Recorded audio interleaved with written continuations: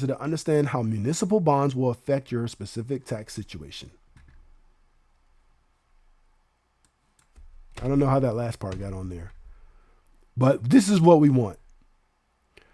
Municipal bonds are debt securities issued by state and local governments to finance public projects, where investors loan money to the municipality in exchange for periodic interest payments and the return of the principal at maturity. The two main types are general obligation bonds, so GO bonds, backed by the full taxing power of the issuer, and revenue bonds, which are paid back using the revenue from a specific project, like a toll road or water system. So if you live in a place that got a toll road and they be racking up money, I'm not going to say no names, but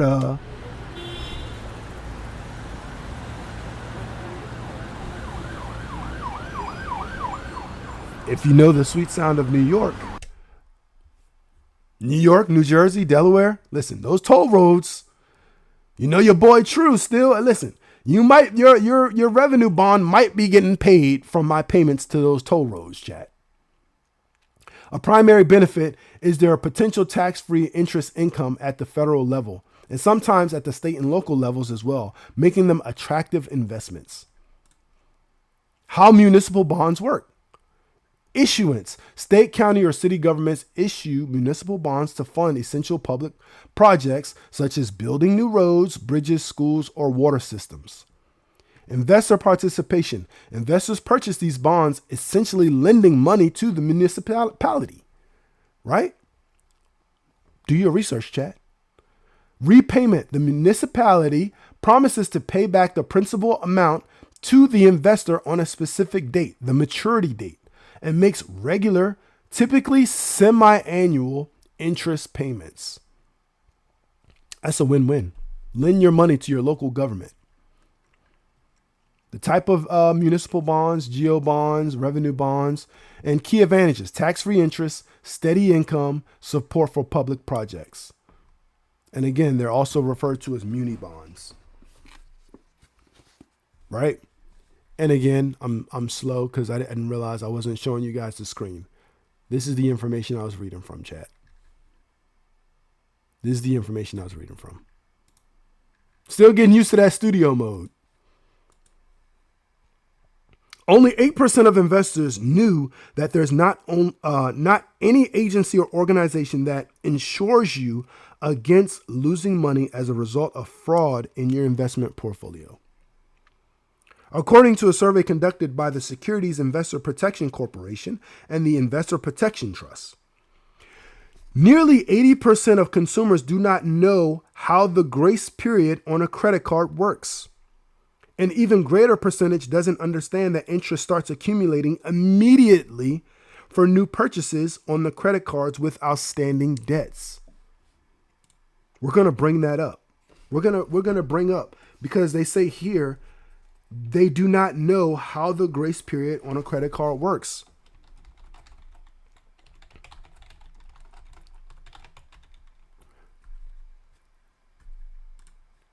And we're gonna give you that information, because they're not just gonna sit here and call chat dumb. They're not gonna play with chat. They're not gonna play. You know what I'm saying? We got to know this information. 53% of people who took a multiple choice investing quiz did not know that total return was the best measure of a mutual fund's performance. If you don't know, now you know. If you don't know, chat, now you absolutely know. And we're not going to be here too much longer. We're gonna say just a few things before we get into this grace period, and then we're gonna slowly start wrapping up. First of all, shout out to everybody in the building, right? But this is a good segue, because I said I was going to say something about HSBC, and y'all may have heard me say it before. If not, go back and watch that previous video we did on investment, because I told y'all I used to work for a bank. Not just one bank. I used to work for two. I used to work for two different banks, chat. One of those banks being Hong Kong Shanghai Banking Corporation, right? And what I used to tell people all the time, because People used to say like, yo, yes, I have a job, but I don't have money to pay my credit card. So you're going to let your credit get destroyed by not paying your credit card, but you still get paid and you still have bills to pay. I'm going to say this again, but you guys aren't, maybe you are, but you guys aren't my clients. I don't have clients, right? Listen to me, chat. Don't screw up your credit because you don't want to pay your credit card, right? That is a part of money management. That is a part of personal finance. If you want to figure things out and you're trying to figure things out, listen to me. If you have a job and you have a credit card, your credit card should be the first thing you pay. Why, chat? Why would True tell us that? Out of all my bills, True, my electric bill is way more important than my credit card. It's not. My water bill, True, is way more important than my credit card. It's not. My cell phone is more important than my credit card. It's not. My gas bill, no, it's not. Any bill you're going to name, especially those, right? The credit is the most important. But why? Why is True saying that? Am I saying that because it directly affects your credit? Maybe. But why am I telling you this? You need to listen up. Many people, let's look at the statistic real quick, chat. Let's look at the stat. Let's look at the stat. We're going to look at the stat. We're going to look at the stat of how many people,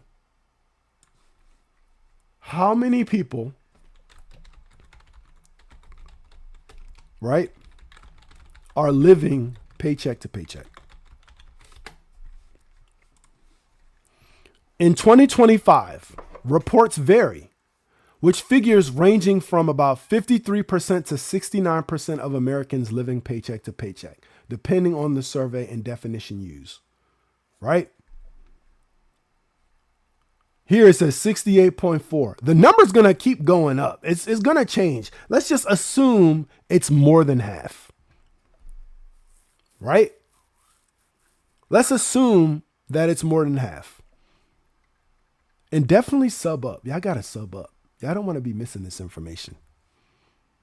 It's definitely more than half. Why am I bringing this up? Because people believe, right? People believe because they're living paycheck to paycheck that they're in the worst situation ever. No, you're not. Living paycheck to paycheck is a rough situation, but it's not the worst. Like, bro, almost 70% of people are living to paycheck to paycheck, chat. This is a normal thing in America. It shouldn't be, but it is, right? And these surveys are about Lynn EDU, which say 53%, PNC Bank, which says 67%, and debt.com, which says 69%, almost 70%, chat. Almost 70%. So why am I saying that your credit card is the most important if you have a credit card? Because if you decide and you change the way you think that I get paid, let's use an example, $300. Your credit card limit is $300. Let's say your paycheck is also $300, right? We're using what can be considered a low credit line versus what would be considered a low income. You have a $300 credit line. You have a $300 paycheck. What would True do when it comes to personal finance, chat? What would I do? Knowing how credit cards work, and it took me a little bit to learn how credit cards work. I learned that through college and stuff like that. But because a credit line is a revolving line of credit, A revolving line of credit. What is a revolving line of credit? It's a revolving line of credit. A revolving line of credit is a flexible type of credit that allows you to borrow money up to a certain limit, repay it, and then borrow it again as needed, similar to a credit card. You are charged interest only on the amount you use, and you make minimum monthly payments against your outstanding balance. So listen, chat, if you have a $300 credit card and you have a $300 paycheck, the way you keep yourself out of trouble, but you keep yourself operating, is to make sure that you use your money from your paycheck to pay your credit card, and then use your credit card to pay your bills, right? Because if you only have $300, you're only going to have $300 to put towards bills anyway. So if you got to pay your phone bill and your phone bill is $50, why use your cash? Why use your cash, chat? Why wouldn't you just take your paycheck and pay your credit card and then use your credit card to pay that cell phone bill? One, you get perks. Your credit, depending on what credit card you have, paying your cell phone bill with your credit card may give you access to cell phone insurance, which means what? Which means if you pay for cell phone insurance separately, you may not have to pay that extra $7 or $8 or $9 a month you're paying. Review your phone bill and see where you can save money. But again, you're not alone if you're living paycheck to paycheck. This is almost 70% of America, right? We live in a capitalist and consumerism society. This is just the reality of situations. But pay your credit card. Don't let it ruin your credit, because when you need your credit, it's going to be there for you. When you're ready to buy a car, if you want to buy an EV, when you're ready to buy a house, you won't fuck your credit up because you're using your credit card and you're not paying it, because then you're also using your paycheck. Just use your paycheck to pay your credit card.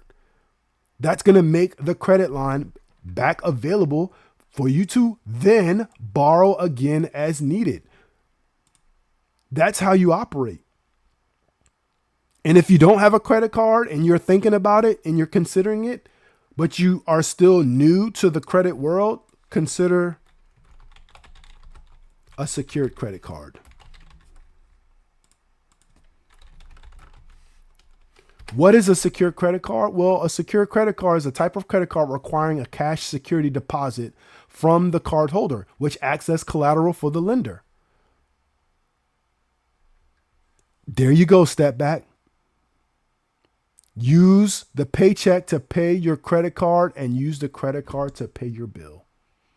Don't do both, because then that's how you get in trouble. Because I'm telling you right now, if you don't have the money, you're just not going to have the money. You're going to have to decide which bills are priority. You know what I'm saying? So if you have to decide and you already have the credit card, I'm not telling you to get one. I'm just saying, if you do have one and you're trying to decide, oh, I got to pay the credit card, I got to pay this, pay the credit card, because then you can use the credit card to pay those other bills. It's a revolving line of credit. Every time you pay money towards it, it's going to be available.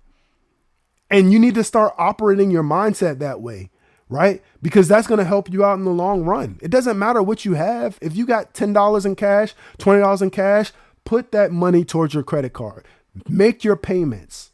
Reduce your balance. You'll still be able to use it if you need to. A secure credit card, though, chat. Exactly. This is the discipline, Mr. Finesse. This is discipline we're talking about. Finance 101, Solo. If you don't have a credit card and you're considering it because in the future you want to buy a car or a house and you don't want your credit to be fucked up, listen, I'm telling you right now, chat, if you go into somewhere and get your credit pulled for the first time, they're going to tell you some shit you don't want to hear. The first time ever in my life I tried to go buy a car, many years ago, I walked in and dude was like, yeah, we can get you this car that you want. The interest rate is going to be 16%. I said, you're out of your fucking mind. He said, you're not going to get better, sir. I said, I absolutely am. I've never financed anything before in my life. And you're telling me 16%? I said, you're scamming. But to give you an example of how a secure credit card can work, right? Because I just read you the definition. It works as a regular credit card. The difference is it requires collateral. If you have extra money in your paycheck, let's say $300. If you have $300, chat, take the $300 to the bank and say, I have $300. I want to use this as collateral for a secured credit card. A lot of people don't know this. Even if your credit is absolute trash, chat, the chances of you getting approved for a secured credit card is very high. Why? Because you have collateral.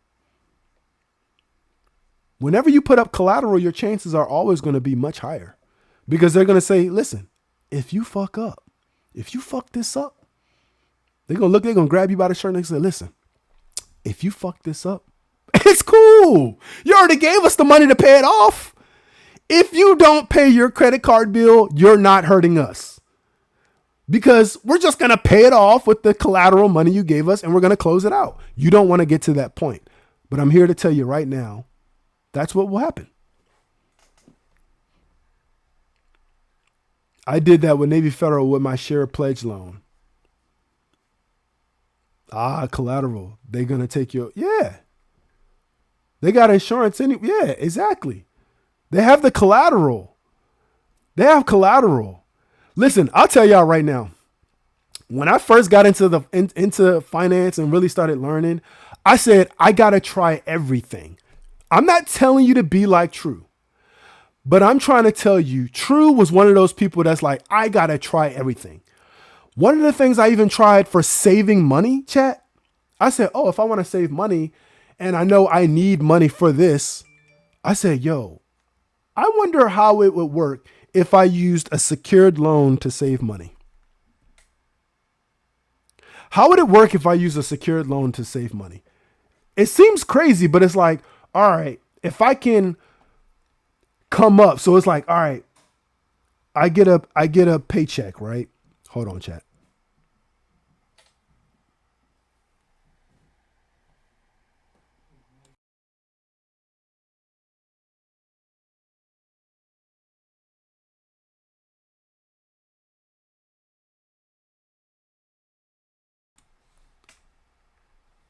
Yeah, chat. Sorry.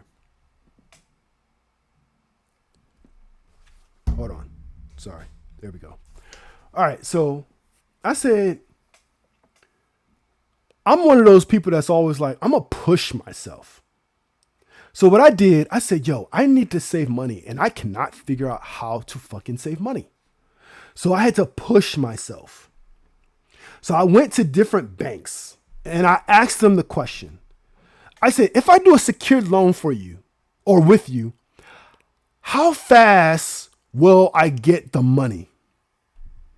They said, well, it depends. But most times, we can get you the money immediately. I said, so you're telling me if I do a secured loan with you, I can get the money immediately? They said, or, again, it depends. So maybe up to a day. So I said, oh, okay. Let me tell you what I did, chat. I said, I want to save money. How do I force myself to save money? I'm not telling you to do this. I'm just telling you what True did. So I got a paycheck. I said, bet. Let's say my paycheck was $1,000, right? I said, all right, I got my paycheck. It's go time. I took my $1,000 paycheck to the bank, chat. I walked in and I said, yeah, excuse me. I want to do a secured loan for $1,000, right? They're okay, cool. We could do that for you. We do need to ask you a couple of other questions too, because this is a loan, right? So they get all your details. They're going to ask you about your job and all that stuff. That's perfectly fine, right? And they go, how long did you want to have this loan for? Again, I'm trying to save money, chat. I say, what's the longest term possible? And it seems counterproductive because the longer you have it, the more you're going to pay in interest and stuff, right? I didn't give a fuck, chat, because I was just thinking about the end goal. They said, if you want, you could do this loan for 5 years. I said, all right. I said, so you're telling me I can give you $1,000 and I can do a loan for 5 years. How much is my payment going to be? Let's just assume they said, oh, it's going to be $20. I said, thought about it for 2 seconds. I said, all right, $20 a month. I said, I'll take that deal. Here's my $1,000, right? Now, you know what I'm saying? Where's my sound effect for the banker typing on the keyboard? Okay, Mr. True Sir, we got your $1,000 as collateral. Here's your secured loan, right? They go over all the terms with you. You're going to have to pay us back over a term of 60 months, right? That's 5 years. Your payment's going to be $20 a month. And I go, so at the end of the loan, when I pay it off, what happens? They said, well, you get your $1,000 back. I said, perfect. Again, I'm not telling you to do this. I'm telling you what I did. Because I knew it was difficult for me to save money, even at $20 at a time. But now I forced myself because now I have to pay $20 every month to make my bill. I don't want to ruin my credit. Every month I made my $20 payment, right? I'm still paying all my bills, right? Because my $1,000, I'm living paycheck to paycheck, right? So I still need my $1,000 to pay all my bills, right? But now I got a $20 bill. So, okay, pay my loan off month after month after month after month. And then one day, what happens? Oh, this is my last $20 payment. Here's my last $20 payment. Now we're 5 years down the line, chat. And now let's say my paycheck is $1,500. Now my paycheck's $1,500. And what happens? I got an extra $1,000. I don't have an extra. I paid for it and I paid interest on it. But now I have $1,000, chat. And I can take that $1,000 because now I technically, I never needed it. I never looked at it as having it there. So now I took that $1,000 and what do I do with it? I put it in a savings account. I put it somewhere, right? Because I forced myself into saving. How did I force myself? By paying for it. Paying the loan off. Not saying that's the best thing to do. I'm just telling you what True did, right? That's all I'm saying, right? So now to switch back gears, we still need to know about what this book was telling us about this grace period stuff. What was this book telling us about the grace period? Most people don't know how their grace period works. A credit card grace period is the time frame between the end of your billing cycle and your payment due date, during which you can pay your entire balance without incurring interest on new purchases. So when your billing cycle ends and you get a payment due date, let's say your billing cycle ends tomorrow, September 30th, and they say, hey, your payment's due October 15th, right? Your payment's due October 15th. That time is going to be your grace period, chat. And as I say, during which you can pay your entire balance without incurring interest on new purchases. So if you got that $300 credit card we keep referring to and you get paid $300, if you just pay it during that grace period, you basically got lent that money for free. You don't have to pay no interest on it, chat. To maintain it, you must pay your full statement balance by the due date. So that's the thing. That's the thing that's hard for a lot of people because, again, credit is a very tricky thing. It's not evil. You just have to know how to use it. You have to know how to manage it.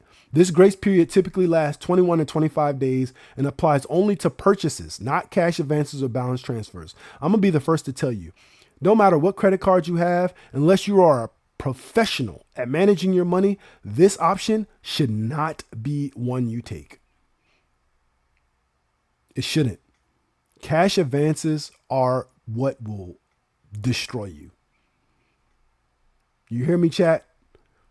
Again, so how it works, billing cycle. Your purchases are recorded during your monthly billing cycle. So you didn't made purchases between September 1st and September 30th. Your statement and grace period. After the billing cycle closes, so September 30th, you receive your statement with a payment due date. The days between the statement closing and the payment due date are the grace period. So let's say your payment is due October 15th. You got a 15-day grace period. So pay in full. If you pay your entire statement balance by the due date, you won't be charged interest on purchases made during that billing cycle. So I'm not going to pay interest on nothing that I spent in September as long as I pay it off in full by October 15th. Loss of a grace period. If you carry a balance from 1 month to the next or miss a payment, you lose the grace period and interest will begin to accrue on new purchases immediately. You lose that grace period. Key points to remember: interest-free purchases not required by law. So credit card companies are not required to offer a grace period, though most do. Excludes cash advances and balance transfers because interest on these transactions typically start accruing on the same day they occur with no grace period. So again, no cash advances, just like Step said, because the moment you take that cash out, they're going to start charging you interest. And while you think it may help you out now, they're going to absolutely destroy your pockets later. I'd be looking at cash advances like a damn, what they call it, like a payday loan. They're going to hit you with that 1,000% interest or something crazy. Maintaining your grace period. To keep your grace period active, consistently pay your statement balance in full and on time every month. Check your cardholder agreement for specific details. You feel me, chat? Do y'all feel me?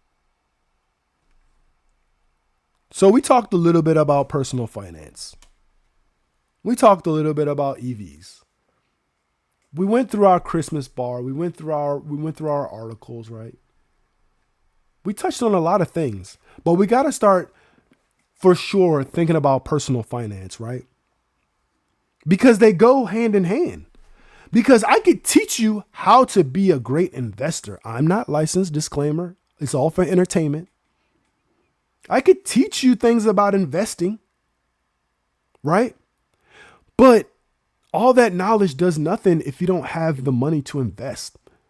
And that's why statistics like this exist, saying that people ages 35 to 54 have not even begun to save for retirement. They have not begun to save for retirement because a lot of people can't. But a lot of people are also missing out on dollars. They're missing out on dollars because they don't realize their company offers a retirement account, whether it be 401k or some other option. I'm being dead ass. If you work for a company, you need to check and see if they offer that to you.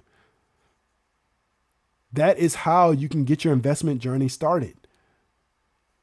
Don't let you work for a company. You find out they are giving you 100% match on your money, bro. That'd be the worst. To find out that you could have been putting in $10 out of your paycheck pre-tax and it would have been matching you $10. So every paycheck, your money would have been doubling, bro. I'm trying to tell you now. And what you have to think about is 9 times out of 10, every big company gives out 401k. Most likely, most companies do. You just have to start looking at it different. You have to start looking at it as like, hey, don't look at it as like, oh, I don't have the money to invest because I don't have an extra $100. I don't have an extra $200, $50, whatever. You gotta start small. Investing is a long-term thing. You gotta start small. You gotta start small, chat. It eventually will add up. No matter how small it is, bro. You have to just start. I tell people, listen, even if you don't even have $10, like, bro, if you set up an account, you could have what they call a money market account, meaning the cash will sit there until you're ready to invest it. Don't even look at the balance. Just set it up so you can transfer money to it. And every time you get paid, transfer $1. Transfer $5. An amount that you know is insignificant. You know what I'm saying? Those things will start to change your life. If you start thinking, yo, every once a week, I go to McDonald's and get a large French fry, or I get a large French fry twice a week. Listen, get them French fries once a week. Get them French fries less than once a week. Always pay yourself first on the money you make. Sometimes. When we get real advanced, There is a strategy, chat. And matter of fact, I'll put y'all on. I'll show y'all this. This will be the last thing I show. Because Solo makes a good point. So there's this guy. His name is Sean Grady. This is him right here. This guy investment strategy is nice. But you have to really understand. You have to understand finance. It's pretty simple, but you have to understand finance, chat. You have to understand how this works. I'm just gonna put it out there. Go watch the videos and everything for yourself. But let's see. Let's see. Let's see.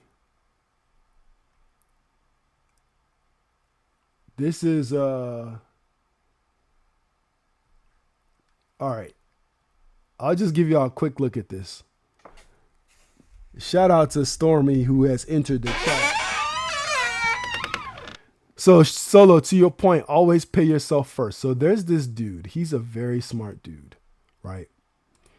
And he has this series of videos he just started making. And he created a group and does all these things. And his subscriber and everything went up. And I talked to him on the phone and everything else. You're having a great weekend but so far. In short, to kind of summarize what he's talking about, and again, go talk to this, go watch his videos. But again, this is, I won't call it advanced. I'll just say you have to be more financially responsible. Because this dude is a smart dude, but I'm gonna give you a quick summary of how he does it. He worked, and his theory is, why can't people manage their finances the same way businesses manage finances? So to your point where you say pay yourself first, a lot of people think, oh, I'm gonna save 10%, 5% of my income, etc., etc., etc. This guy uses margin and uses his entire paycheck to invest. So when he gets paid, he puts his entire paycheck into his investment account and then he pays his bills out of margin. I'm not going to try to explain his entire strategy and all that to you, but I would say if that's something that interests you, if you're on the more savvy level of investing, you're more on the, the side of, the information Truth's given out is good, but it's really basic information. Listen, this dude right here, y'all want advanced strategies? Paycheck to portfolio system. Saving 100% of your paycheck, chat. To build dividend income. And using the dividend income in your favor. Look at this. This is an old video. Look at this. Which basically the way E-Trade calculates this is your last dividend received. They'll annualize that out over a year. So currently I'm sitting at $43,141 anticipated dividends. You can see in the next. So based on this video, this is his monthly and yearly income based on dividends. 3,000 to 4,000 depending on payouts. I think now he's probably up to, let's see if we go to a recent video. I'll show you these guys real quick. So his most recent video, I need to watch the last two. This one was a day ago. That one was last week. I got to watch those. But for those of you looking for a more advanced strategy, there's people you can watch. Hi, good morning, everyone. Hope your weekend's off to a great start. This is Sean with Paycheck Net portfolio value of $105,402. You can see I'm currently sitting at $147,533. That's a $42,000 increase over the course of last year. His dividend with me fully here. living out of the brokerage. All of my he's showing some other transactions stuff in get there. deducted. But yeah, so Solo, if you definitely able to pay yourself first, take a look at this dude. With Paycheck to Portfolio. Today we're Paycheck to about portfolio. 100% paycheck compounding and just how 100% paycheck compounding. Like I love it. I love it, chat. And if y'all want to know another channel that I watch on YouTube about investing, this is my shit right here. Right here. Shout out to the trade brigade. This dude runs his channel very classy. Y'all see the whole, look at this. The deterioration. But he gives very good information. But he focuses a lot on the technical analysis. So the charts and stuff like that. If you're wondering, do I understand this stuff? Yes, I do. And this is happening ahead of our labor data, which starts coming. That's Trade Brigade. The other one's Paycheck to Portfolio. So shout out to y'all. Shout out to y'all. But yeah, you know your boy. Your boy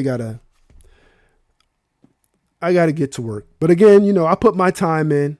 I log in early in the morning so I can do work in the morning, and then I work all day because I gotta put my 8 hours in, chat. I gotta put my time in, chat. You feel me? But I hope y'all got some good information today.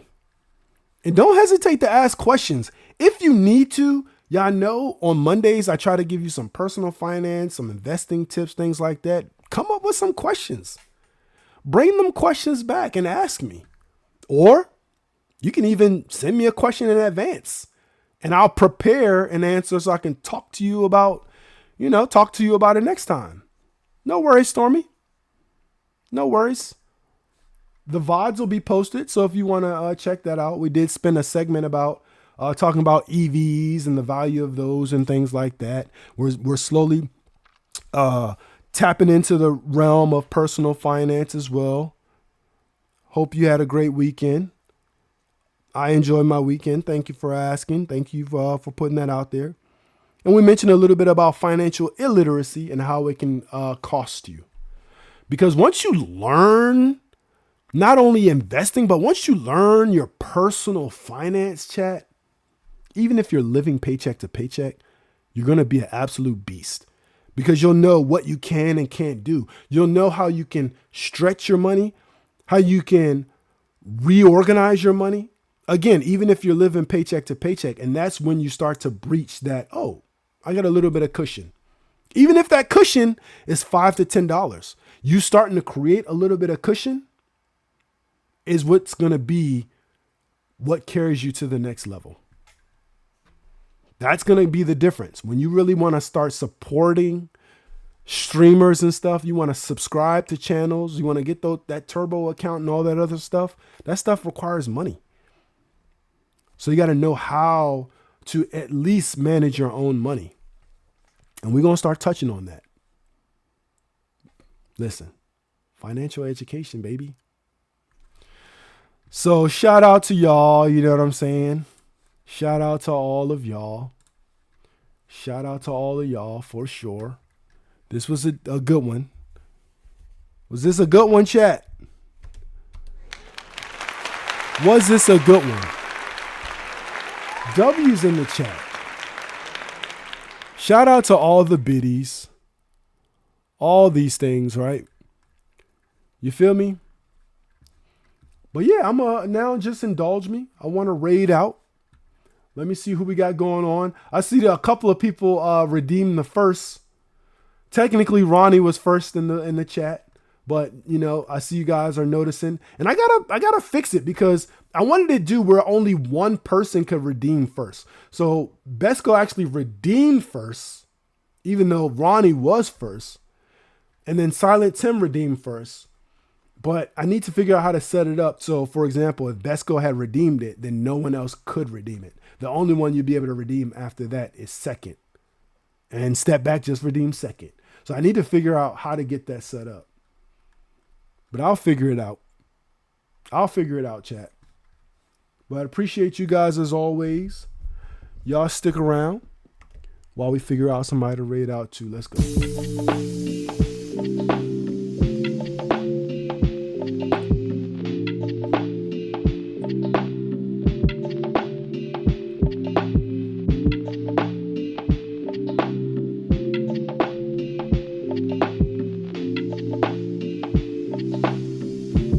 Let's go, chat.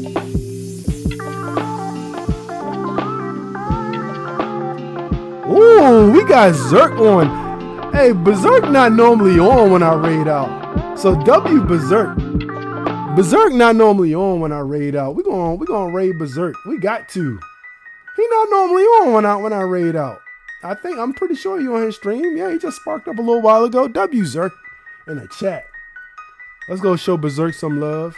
If that's y'all first time in Berserk's channel, make sure y'all, chat. Just say hi.